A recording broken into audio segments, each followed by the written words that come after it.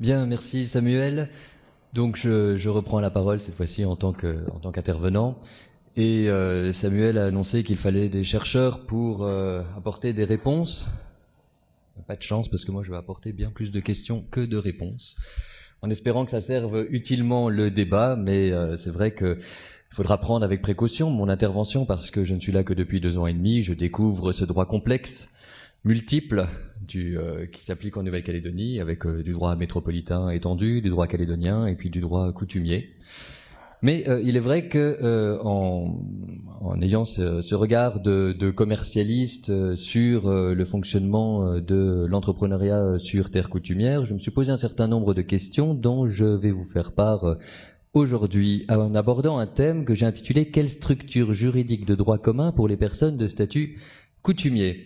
Alors, j'ai bien conscience que ce titre n'évoque pas grand-chose peut-être pour la plupart d'entre vous, d'où quelques petites précisions sur les termes employés. Alors tout d'abord, structure juridique de droit commun. Qu'est-ce que j'entends par cette expression ?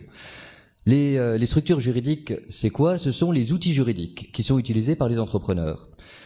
Outils juridiques donc de droit commun. Qu'est-ce que j'entends par l'expression de droit commun ? Ce sont des outils juridiques qui proviennent soit du droit métropolitain qui a été étendu à la Nouvelle-Calédonie, soit alors du droit calédonien qui a été édicté par la Nouvelle-Calédonie elle-même. Ces outils juridiques, en quoi ils consistent ? Eh bien, ça dépend. L'entreprise est plus ou moins complexe, donc les outils juridiques le sont également.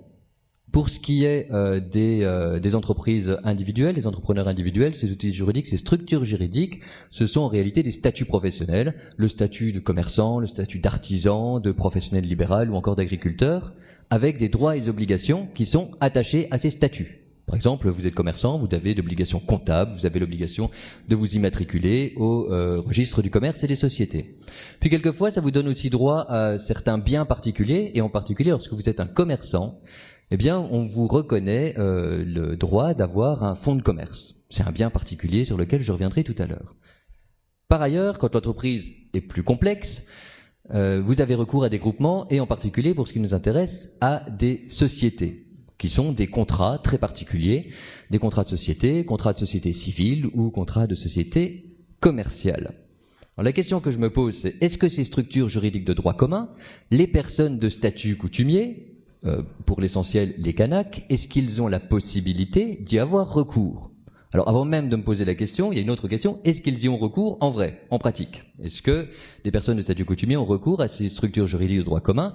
La réponse est positive dans une certaine mesure, puisque en effet, les personnes de statut coutumier s'immatriculent au RCS, ils s'immatriculent au répertoire des métiers, etc., etc. Donc, a priori, ils se considèrent comme étant soumis à ces obligations attachées et à ces droits attachés à ces statuts professionnels. Alors j'ai trouvé aussi 1 ou 2 références à un fonds de commerce qui serait exploité sur terre coutumière. Alors c'était vraiment une référence accessoire dans un jugement que j'ai cité à l'écran, un jugement de la section détachée de Koné. Donc vraiment, mais là c'est très difficile de trouver des références, donc c'est pas du tout assuré cette existence véritable d'un fonds de commerce dans les pratiques sur terre coutumière. Et en revanche, ce qui est sûr, c'est que les personnes de statut coutumier ont recours aux sociétés, que ce soit des sociétés commerciales ou des sociétés civiles. Ça, pour le coup, c'est très fréquent. Mais, bon, elles y ont recours, ces personnes, à ces structures juridiques de droit commun, mais est-ce qu'elles le peuvent ? Alors, Samuel Gorouna, avec qui j'ai eu quelques discussions et qui m'a fait l'amabilité d'être le président de cette séance, m'a répondu, mais écoute, on l'applique, on le fait, ça marche, alors pourquoi tu nous embêtes, toi, avec ton droit, qui va nous dire qu'en plus, peut-être que vous pouvez pas le faire. Bon. C'est un point de vue, et peut-être qu'on voit une petite tension entre économistes et juristes, et une petite incompréhension même entre finalement le droit et l'entreprise. Ça tombe bien, c'est le thème du colloque. Hein, c'est le lien entre le droit et l'entreprise, mais c'est plutôt demain qu'on va évoquer cette question des tensions entre le droit et l'entreprise. Aujourd'hui, c'est le droit qui est au service de l'entreprise. Il me semble pas totalement inutile de se poser la question de savoir si les montages juridiques auxquels on a recours, notamment sur terre coutumière quand on est des personnes de statut coutumier, est-ce que ces montages juridiques, ils sont valables. Il vaut mieux s'en rendre compte par anticipation pour essayer de régler le problème plutôt que lors d'un litige futur. D'où la légitimité de mon intervention. Alors, les personnes de statut coutumier peuvent-elles avoir recours aux structures juridiques de droit commun ? C'est une question qui renvoie au domaine de la coutume. Et le domaine de la coutume, en réalité, il résulte de la loi organique du 19 mars 1999. Et pour plus de clarté pour mes propos, je vais vous rappeler les articles essentiels de ce texte. Et vous avez en particulier l'article 7 qui nous dit que les personnes de statut civil coutumier sont régies en matière de droit civil par la coutume. Puis vous avez les avis célèbres de la Cour de cassation de 2005 et de 2007 qui nous dit que le texte avise l'ensemble du droit civil. Donc c'est large. Donc c'est pas seulement la famille, ça peut être aussi le contrat, ça peut être aussi la responsabilité extra-contractuelle. C'est bien pour la coutume, ce qu'on peut se dire. L'article 9 vient nuancer toutefois ça parce qu'il nous dit oui, mais quand vous êtes dans un rapport mixte, c'est-à-dire entre une personne de statut coutumier et une personne qui n'est pas de statut coutumier, là on retourne au droit commun. Avec une autre question théorique qui est c'est quoi le droit commun maintenant que la Nouvelle-Calédonie est indépendante, d'un point de vue indépendante, pardon, lapsus, et compétente en matière de droit civil. Autre article qui nous intéresse, c'est l'article 18 qui est relatif aux biens et qui nous dit sont régis par la coutume les terres coutumières et les biens qui y sont situés appartenant aux personnes ayant le statut civil coutumier. Bien moi la question que je me pose c'est est-ce que ces textes permettent réellement aux personnes de statut coutumier d'avoir recours aux outils juridiques de droit commun auxquels a priori en pratique dans une certaine mesure ils ont recours. C'est ce que je vous propose d'étudier en deux parties en commençant par les structures juridiques applicables aux entrepreneurs individuels de statut coutumier. Alors là, je vais aborder deux questions. Première question, est-ce que les personnes de statut coutumier, elles ont le même statut professionnel que les autres entrepreneurs en Nouvelle-Calédonie? Puis deuxième question, c'est un peu plus spécifique, c'est est-ce que les commerçants de statut coutumier, est-ce qu'ils ont un fonds de commerce? Donc tout d'abord, le statut professionnel des entrepreneurs de statut coutumier. Je vais passer relativement vite sur cette question parce qu'à mon avis, la réponse peut quand même être assez affirmative. On peut considérer que les personnes de statut coutumier sont soumises au même statut professionnel que les autres entrepreneurs, c'est-à-dire que on devrait considérer que ces personnes de statut coutumier sont bien des commerçants, bien des artisans, des professionnels libéraux, des agriculteurs, comme n'importe quel autre entrepreneur en Nouvelle-Calédonie. Donc ça veut dire qu'ils sont soumis aux mêmes droits et aux mêmes obligations. Mais j'ai quand même eu un petit doute. Je voudrais juste vous en faire part, avant de l'écarter assez rapidement, en raison de l'article 7. Ah bah non, je l'ai pas écrit. En raison de l'article 7 qui nous dit les personnes de statut coutumier sont régies en matière de droit civil par la coutume. Pour ce qui est du commerçant, c'est un commerçant, c'est le droit commercial. Donc là, il n'y a pas de problème, on n'est pas en matière de droit civil. Mais toutes les autres activités professionnelles indépendantes, artisans, agriculteurs, professionnels libéraux, ce sont des activités civiles. Est-ce qu'on n'est pas dans le droit civil? Bon, a priori, on est, pour moi, mais c'est une interprétation assez personnelle, pour moi, on n'est pas vraiment dans le droit civil parce que les statuts professionnels sont régis par d'autres règles très spécifiques et donc on peut écarter cette argumentation. Mais quand même, ça a fait naître un petit doute. Et puis, si on considère que les personnes de statut coutumier sont vraiment soumises au même statut professionnel que les autres entrepreneurs, ça pourrait soulever quelques interrogations, et notamment, je pensais aux guérisseurs qui interviennent dans les tribus. Si on considère qu'ils doivent être soumis au statut professionnel de droit commun, ils exercent la médecine, donc ils doivent être médecins, et s'ils le font sans être médecins, eh bien c'est de l'exercice illégal de la médecine. Bref, je soulève une question, ça soulève la question bien plus générale de la place de la médecine traditionnelle en Nouvelle-Calédonie, sur laquelle il y a eu un colloque il n'y a pas si longtemps que ça, qui a été publié en 2017, auquel je renvoie. Deuxième question que je me pose, c'est est-ce que les personnes de statut coutumier qui sont des commerçants, est-ce qu'ils ont un fonds de commerce? Alors pour clarifier un petit peu mes propos, je vais vous rappeler ce que c'est un fonds de commerce, peut-être que c'est pas très clair pour tout le monde. Donc le fonds de commerce, c'est un bien meuble incorporel, c'est-à-dire qu'on ne peut pas le toucher, qui appartient en principe à tous les commerçants. Et sa caractéristique, c'est que c'est une universalité de fait, c'est ce qu'on dit, nous les juristes, une universalité de fait. En réalité, ça veut dire quoi? Ça veut dire que c'est une enveloppe.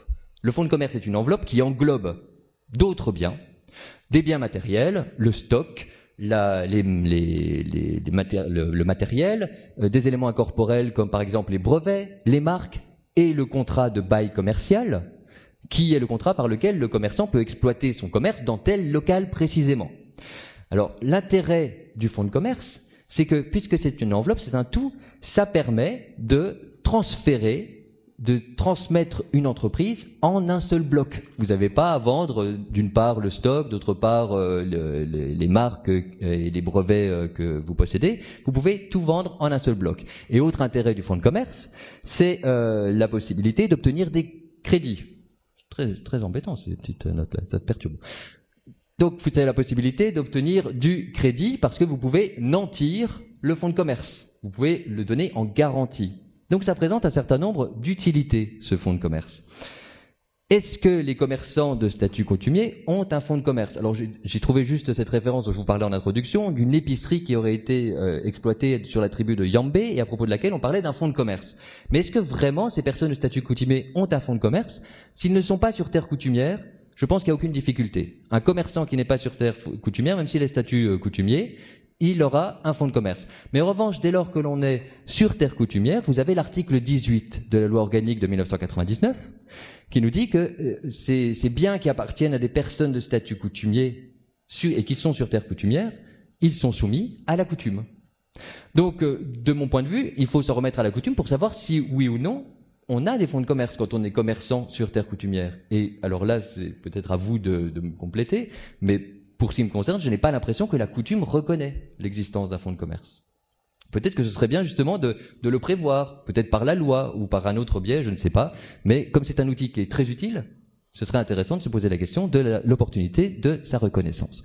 Alors voilà pour les entrepreneurs individuels. Est-ce que, face à cette difficulté, l'idéal serait d'avoir recours à des sociétés? Le problème, c'est que le recours à des sociétés pose, à mon avis, quelques difficultés aussi. Alors, les sociétés entre personnes de statut coutumier. Est-ce que les personnes de statut coutumier ont recours à des sociétés de droit commun? La réponse est positive, parce que c'est considéré comme étant un outil d'organisation de ces entreprises qui est utile. On a notamment des sociétés commerciales et également des sociétés civiles. Mais est-ce que vraiment on peut avoir recours, quand on est une personne de statut coutumier, à ce genre de société? Alors pour les sociétés commerciales, il me semble que c'est possible. Pour les sociétés civiles, j'ai bien plus de doutes.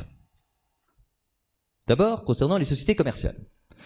Alors, j'ai mis une petite photo dont je suis titulaire des droits, puisque c'est moi qui l'ai prise. C'est une photo de Coulnoué Village. C'est une illustration d'une société anonyme sur terre coutumière par des personnes de statut coutumier.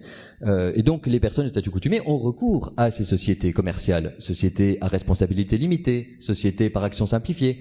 Et cet exemple de la société anonyme de Coulnoué Village. Alors, est-ce que c'est possible d'avoir recours à ces sociétés commerciales quand on est une personne de statut coutumier? Il faut a priori répondre par l'affirmative, puisque on vous dit que c'est une société commerciale. Donc on est dans le domaine commercial, donc a priori on n'est pas dans le domaine de la coutume. Donc ça permet normalement de répondre par l'affirmative. On peut avoir recours à ces sociétés commerciales. Mais il y a quand même une petite difficulté qui résulte toujours de cet article 7 de la loi organique, qui nous dit que les personnes de statut coutumier sont soumises, pour ce qui est du droit civil, au droit commercial. Or, si vous voyez l'extrait que je vous ai donné ici, c'est un extrait du Code civil, et c'est l'article 1832 du Code civil qui définit le contrat de société. Et tous les articles qui suivent définissent le droit commun des sociétés. Donc tout le droit commun des sociétés, du contrat de société, c'est dans le Code civil. Donc est-ce que c'est du domaine de la coutume? Si on étudie les choses, si on est strict dans le raisonnement, on dit oui, c'est dans le domaine de la coutume. Mais la coutume ne parle pas du contrat de société. Donc là, on aurait un petit problème d'application. Je pense que ce qu'il faudrait faire, mais ça après, ça dépendra de l'interprétation du juge, mais ce qu'il faudrait considérer, c'est que le droit des sociétés commerciales, par une sorte de théorie de l'accessoire, c'est à titre principal commercial, et donc ça emporte tout le reste, et on considère que, par conséquent, ça doit être considéré comme ne faisant pas partie du droit civil. Alors, si j'ose une interprétation par analogie, mais là c'est Nadège qui pourra me contredire, pour le contrat de travail, moi j'ai l'impression que la Cour de cassation, quand on lui a posé la question est-ce que le contrat de travail est soumis à la coutume ou pas, elle a dit le contrat de travail n'est pas soumis à la coutume. Et elle n'a pas fait de distinction entre la partie droit spécial du travail et puis droit contractuel. Parce qu'on aurait pu dire aussi, le contrat de travail, il y a une partie droit des contrats, et donc code civil. Bon, à mon avis, en raisonnant en un seul bloc, on valide le recours à ces sociétés commerciales, mais il y a quand même une audace dans l'interprétation. Alors cette audace, elle me semble encore plus accentuée pour ce qui est des sociétés civiles. Alors les sociétés civiles, les personnes de statut coutumier y ont fortement recours, notamment des sociétés civiles immobilières.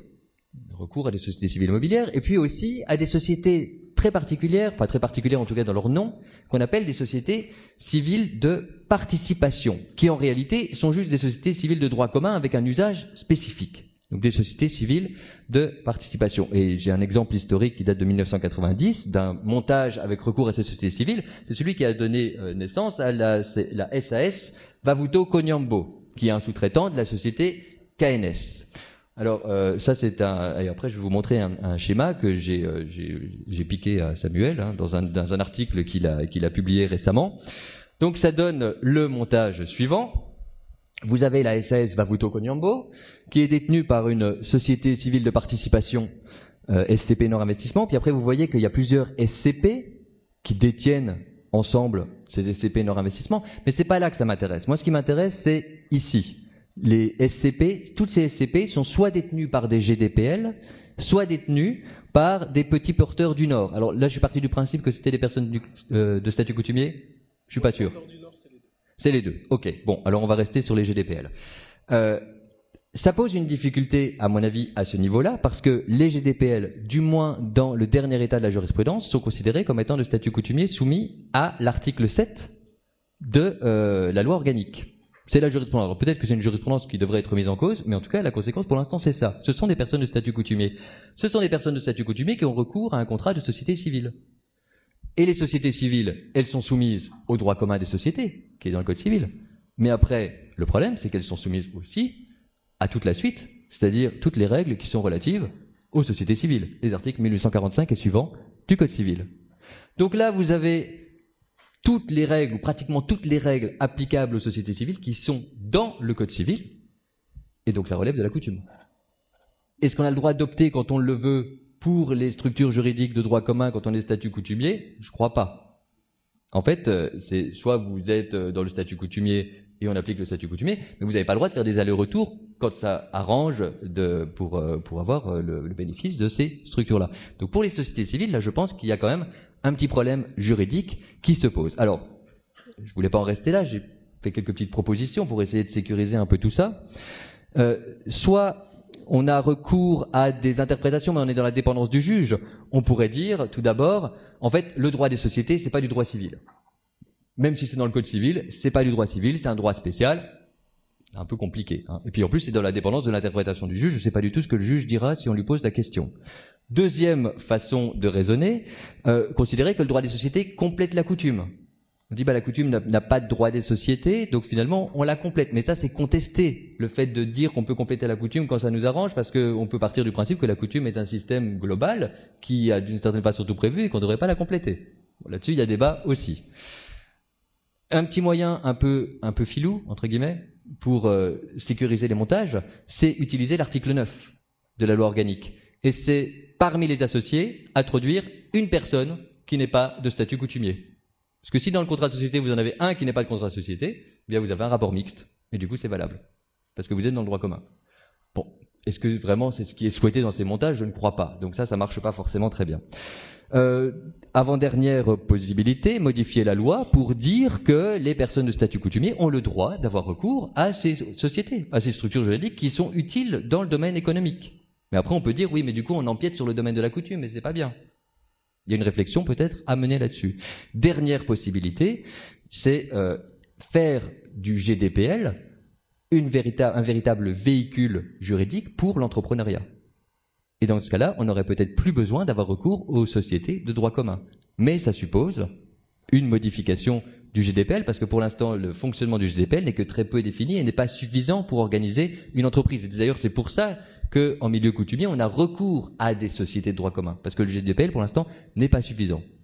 Mais M. Rezawa Mitan, peut-être, va nous parler de cette réforme qui pourra faire suite et donner au GDPL cette nouvelle fonctionnalité. Je vous remercie de votre attention.